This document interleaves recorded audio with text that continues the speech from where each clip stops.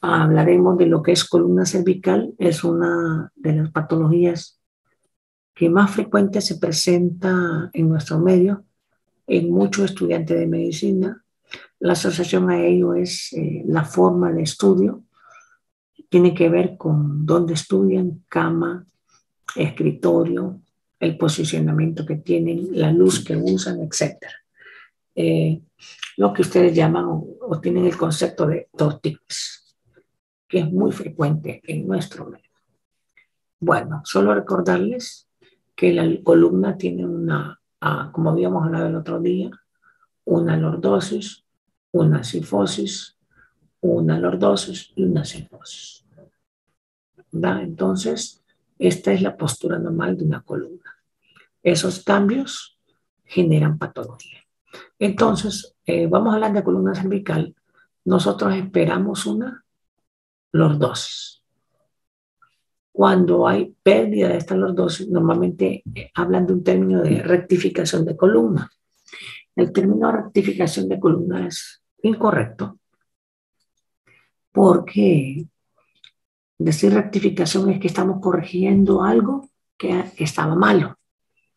Y no, la lordosis es lo correcto. La pérdida de su lordosis, que decimos rectificación, es lo anormal. Entonces, por eso no usamos rectificación. Usamos pérdida de la lordosis de la columna cervical. Pues aquí esta es una columna que sí tiene una lordosis.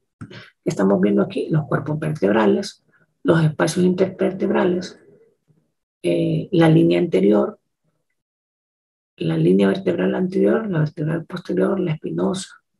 Ya los vamos a ver esa línea. Aquí tenemos una proyección AP, importante visualización de la tráquea, que es central, y aquí simplemente tenemos los cuerpos vertebrales de C1 a C7. Vamos a analizarlos ligeramente. En una proyección de rayos XAP se tiene que valorar tal como está aquí con esos puntos, ¿verdad? Dentro de ellos tiene que ver la valoración también de la tráquea.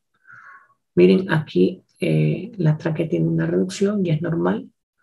Aquí no debe haber reducciones, pero por aquí está la tiroides también, entonces todo eso debe ser valorado. Justamente en esta reducción que está aquí se encuentra la tiroides y por eso es que se reduce. Pero debe ser en una forma simétrica. Si es asimétrica, nos puede estar evidenciando un bozo. Aquí está una proyección lateral. También todos estos puntos son valorables. Y es importante saberlos distinguir para determinar si existe una patología o no. Aquí tenemos algunas estructuras que valoramos, como ser la apófisis espinosa S7, la apófisis espinosa S5, las facetas articulares. Las facetas articulares son estas que están aquí. Los discos intervertebrales son estos que están aquí. Las apófisis espinosas son estas que están aquí. Estas de las 5, 6 y 7 son frecuentes que se fracturen en traumas de hiperextensión. Ya vamos a ver qué es eso.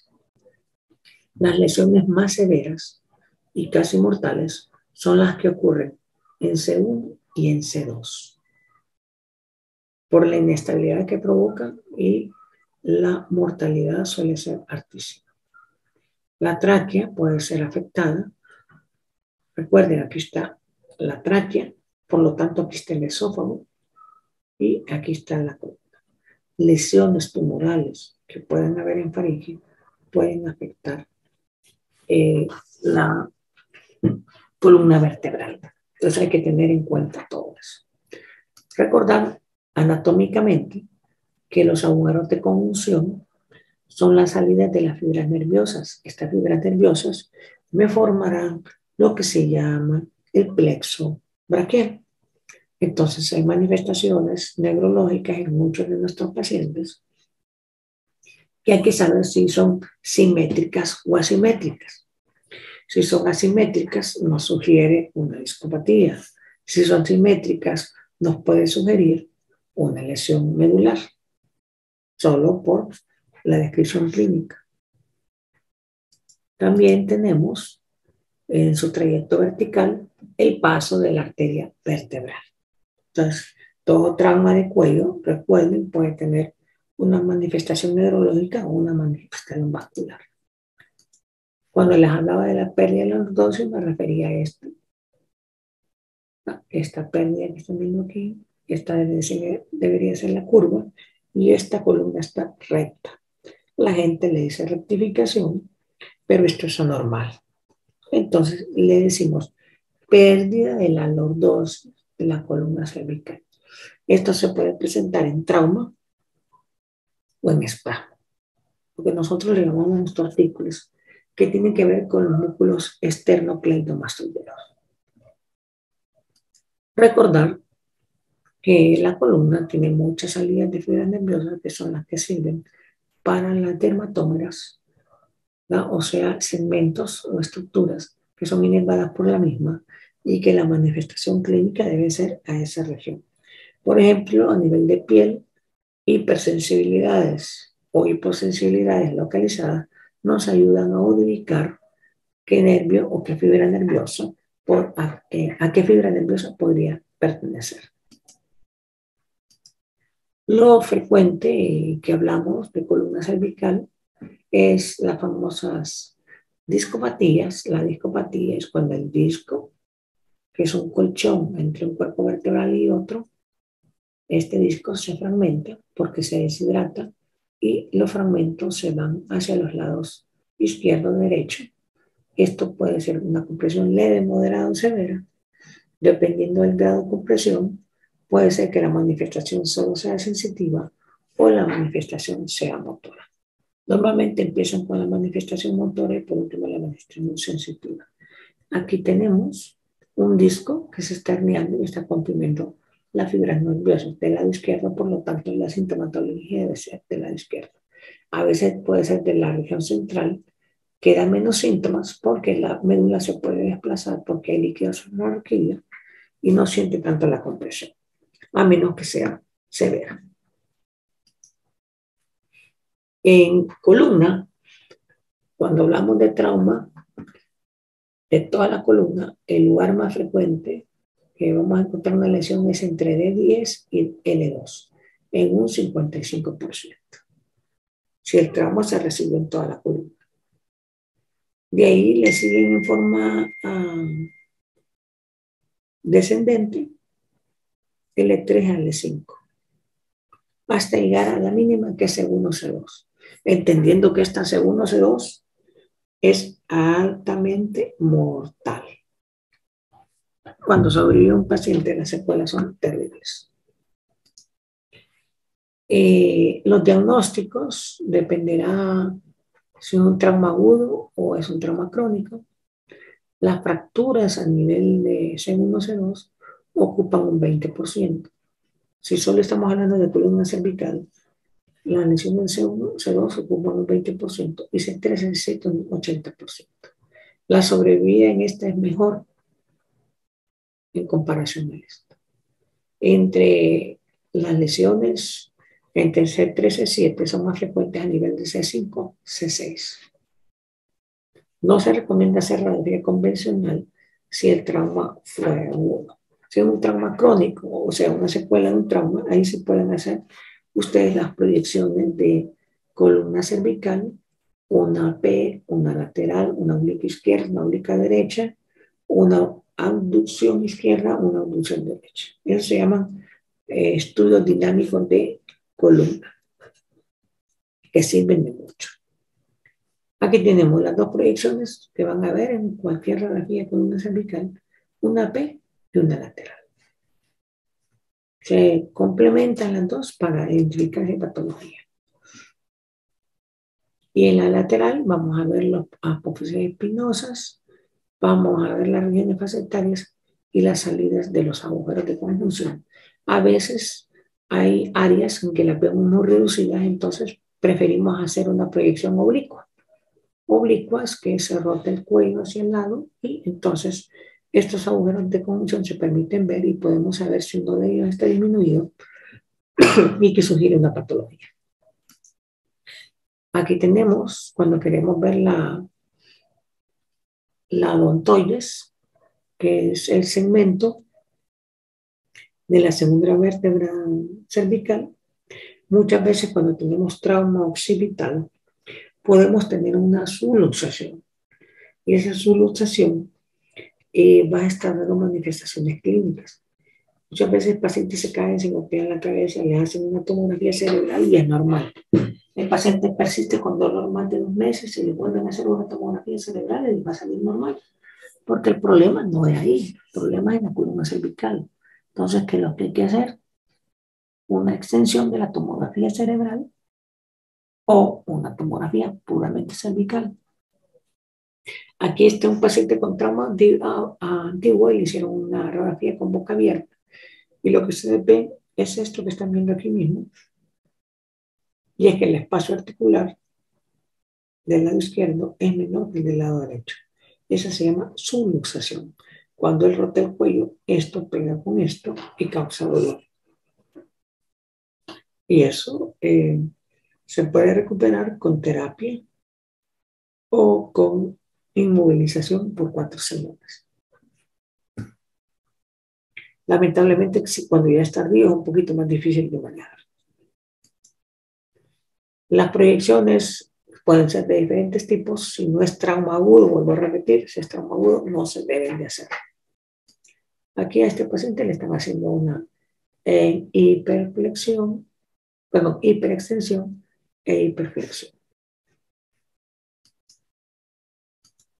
Las líneas importantes que nos dicen que una columna está estabilizada son estas líneas, la línea vertebral anterior, la línea vertebral posterior, la línea espinolaminar, o sea, las láminas pasan por aquí, y la línea espinosa posterior. Se llama espinosa porque son los cuerpos espinosos y esta es la línea posterior de alineamiento.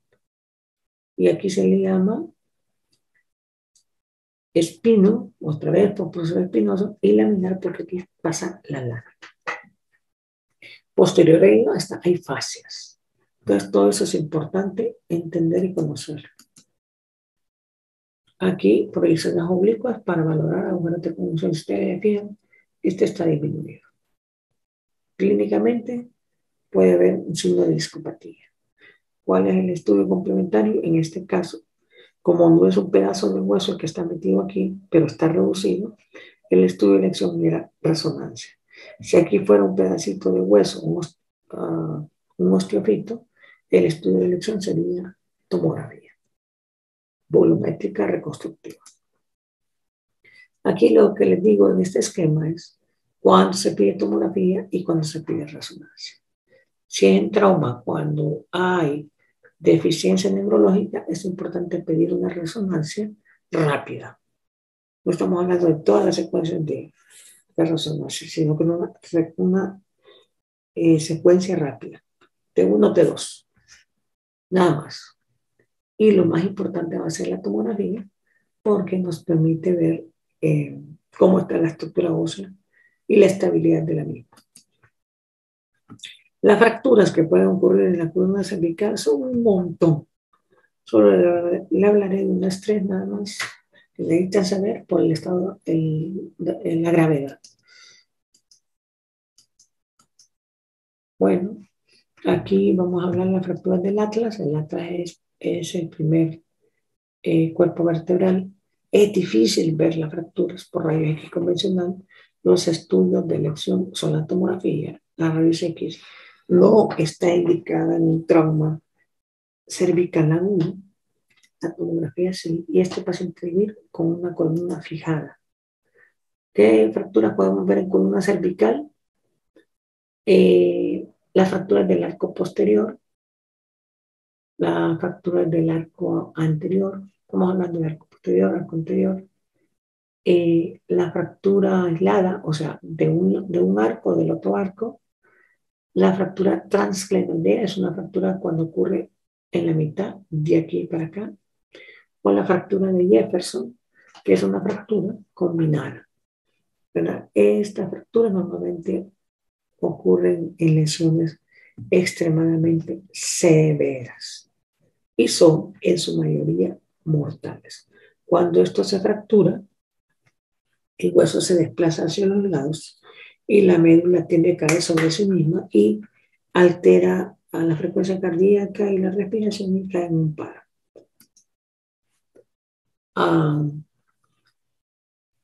La segunda fractura, que también tiende a ser mortal, son las que ocurren a nivel del segundo cuerpo vertebral, que es el axis. Y normalmente está asociada a la fractura del ahogado o de Hartmann. Esta es una fractura que tiene la particularidad que se llama luxofractura y que hay grados y que el grado 3 es mortal porque hay una listesis. Puede haber un grado 1 donde hay una contusión medular y va a tener una secuela, el grado 2 cuando hay una sección parcial y el paciente puede quedar parapléjico, o el grado 3 cuando la sección medular puede provocar un paro respiratorio. Esos se llaman tipo 1, tipo 2 y tipo 3. El tipo 1 es del 65%, está situado entre C12 y 3. El tipo 2, todo está en C12 y 3. Lo único que cambia es que en la C1 es una fractura que no desplaza. La C2 rompe los ligamentos, provoca inestabilidad y puede haber desplazamiento ligero sobre C3. Mientras que el tipo 3 hay una luxación porque se rompen todos los ligamentos, se fractura el cuerpo discal inferior, o sea, C3, y todo lo hace inestable y se desplaza. Y ocurre la sección medular que puede provocar la muerte.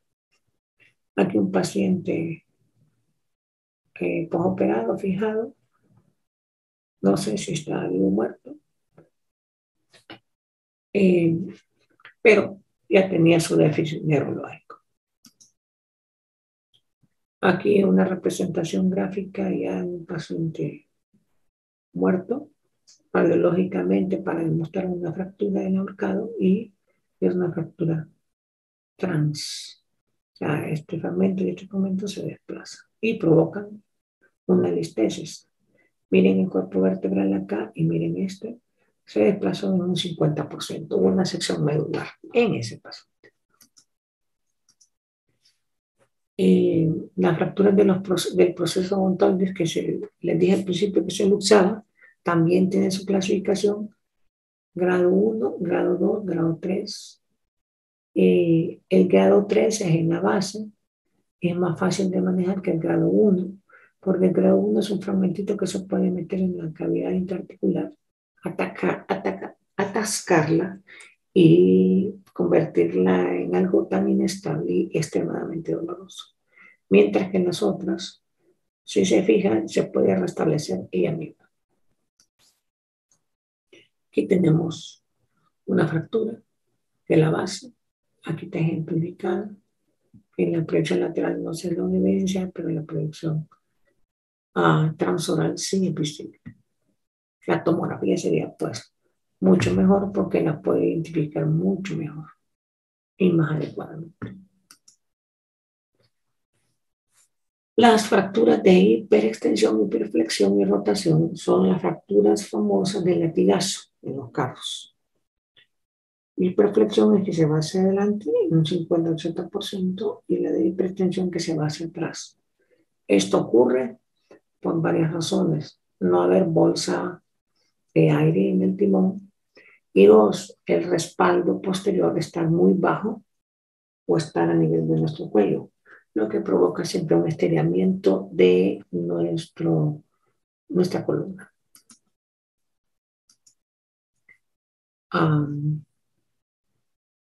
Aquí estamos valorando una columna cervical en la cual hay manifestaciones de dolor por un latigazo. Entonces, lo que nosotros tenemos que hacer es venir y verificar si no hay fracturas. Y si ustedes se fijan, aquí hay irregularidad tanto de esta carilla articular como de esta.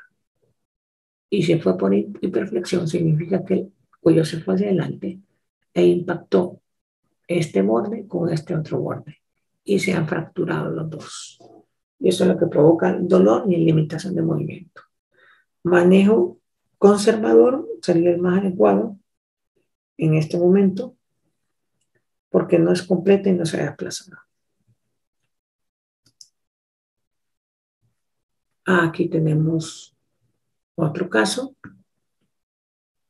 Es una fractura compleja que aquí ustedes se fijan un cuerpo vertebral del C5 tiene una irregularidad probablemente por una fractura por hiperflexión, pero como rebote hubo una hiperextensión y tiene una fractura de C7 en la apófisis espinosa. Tiene lesión acá y tiene lesión acá. Esta hay que meter un pin para estabilizarla.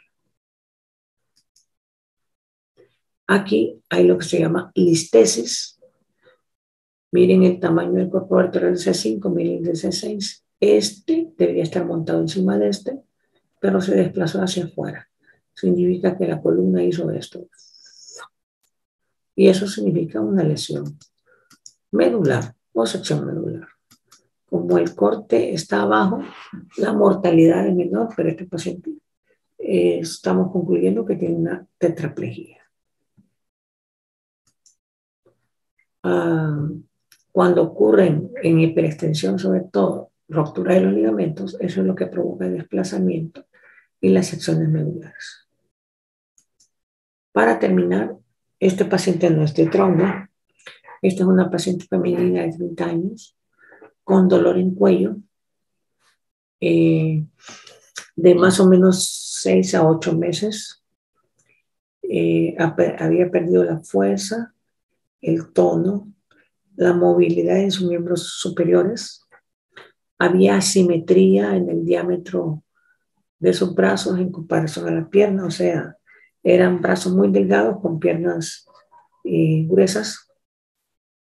Entonces demostraba una hipotrofia de los miembros superiores.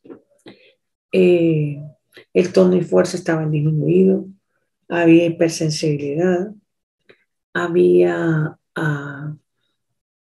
alteración distal en la irrigación, pulso radial y cubital, braquial y axial disminuidos considerablemente, llenado capilar retardado. La paciente no podía levantar cosas pesadas, ya no podía planchar, no podía lavar, no podía levantar ollas. Y cuando fue evaluada por el servicio de neurología, ellos pensaron en una esclerosis múltiple, pero también fue valorada por el servicio de neuroradiología y ellos pensaron en una discopatía. Entonces, este paciente, lo primero que le hicimos fue una radiografía convencional, las cuales no tenemos porque fueron llevadas, fueron prestadas y no fueron regresadas. Que en verdad en el estudio radiológico convencional encontramos el diagnóstico, pero le hicimos una tomografía para estudio. Aquí tenemos un corte sagital de la tomografía. ¿Hay alguna cosa que les llame la atención?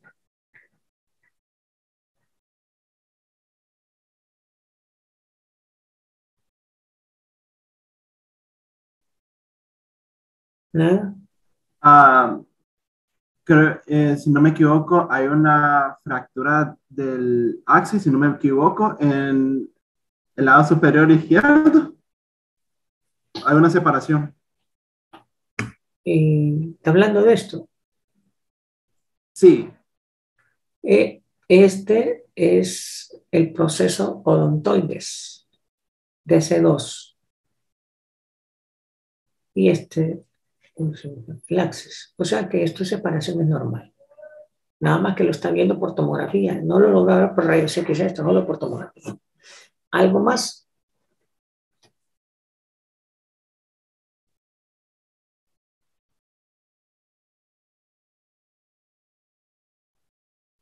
Al examen físico, el tono y la fuerza estaban disminuidos, los pulsos estaban alterados,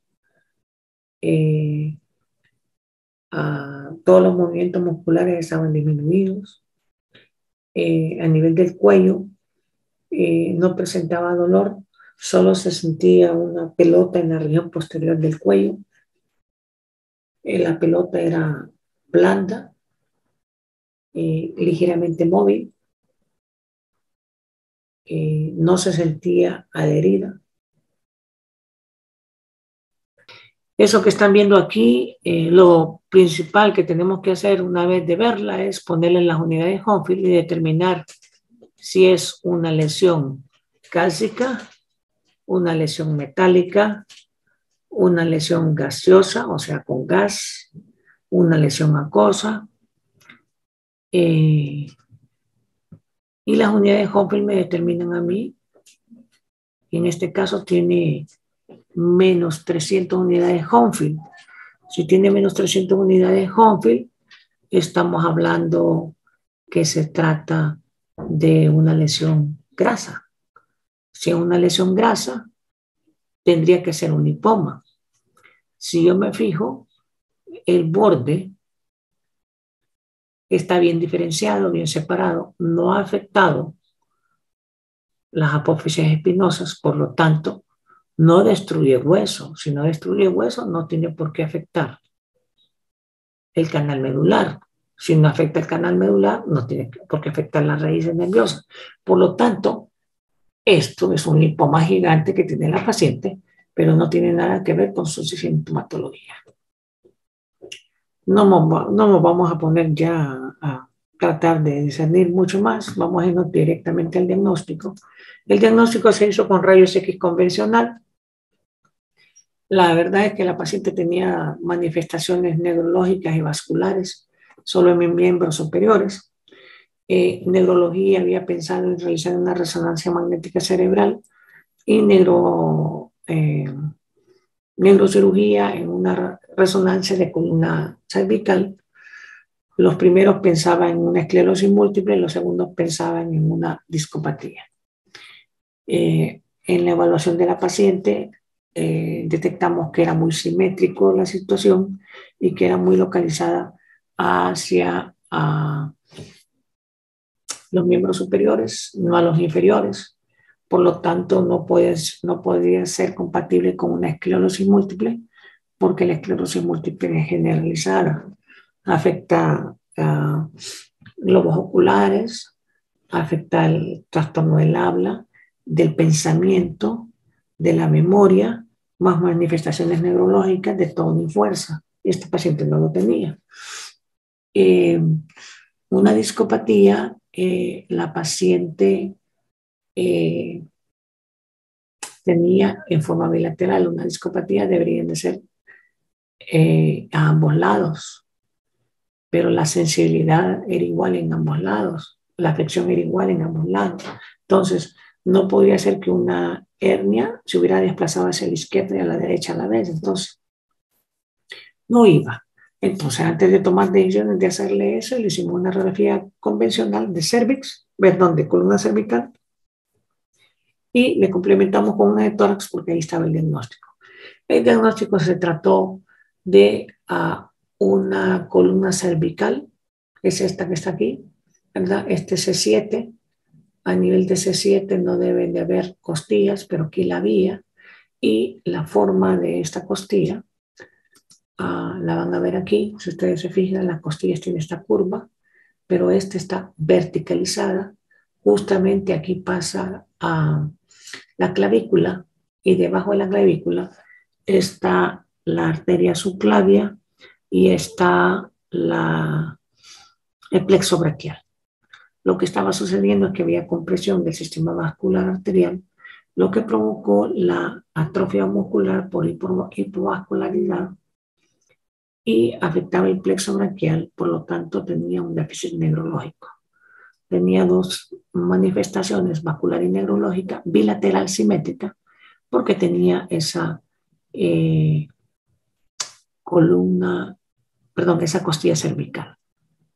El caso fue presentado a cirugía torácica porque el manejo era quitar esa costilla cervical y después mandar la rehabilitación para que recuperar el tono y la fuerza y lo demás con el paso del tiempo, ya una vez recuperando su vascularidad normal y esperando que la compresión crónica neurológica no dejara secuelas.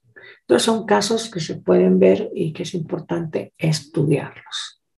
También muchas veces con la tomografía no se van a poder hacer tomografías, como en este caso de este paciente con cirugía, porque esto va a dar artefactos y no va a permitir ver adecuadamente la lesión. La resonancia, de igual forma, da un destello que todo esto lo vuelve negro y no sirve para nada. A veces hay que volver a los estudios simples, convencionales, como ser la rayos X convencional, en donde vemos una placa tornillo con fijación a nivel de C3, C4, estabilizando la fractura y permitiendo que el paciente pueda estar bien. Si no hay dudas o más comentarios con el caso,